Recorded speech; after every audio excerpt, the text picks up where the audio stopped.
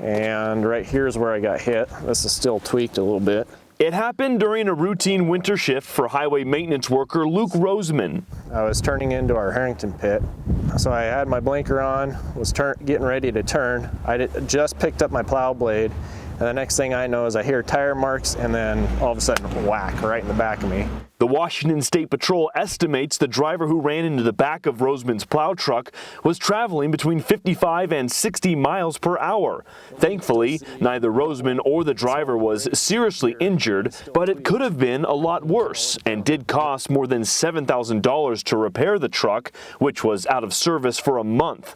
Unfortunately, this wouldn't be the first time Rosman would be involved in a collision. His next, just a short 2 months later.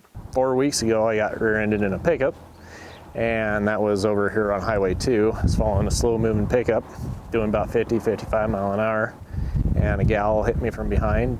Once again, Rosman was uninjured, but these two incidents have him asking, will it happen again? It would be great if everybody could slow down and give us some space and be patient with us. That was the biggest thing I've noticed is I've been seeing more impatient drivers out there now than I ever used to. Unfortunately, Rosman's statement isn't unfounded, and his experiences aren't isolated, as the number of fatal or serious injury work zone crashes on Washington roads increased more than 20% from 2021 to 2022. Everybody's got a place to be, everybody's got a place to go, but let's try to get there safely, and let's try to, like for us people on the road, pay attention to us because we like to go home safe too.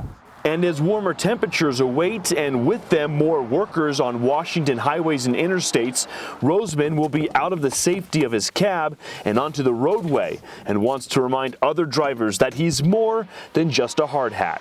I got friends, I got family, I've got people I care about, and I just like to go home safe so I can enjoy my time and be cautious and be aware of your surroundings and help us out, because we're just trying to make things safe for you guys and be helpful for you.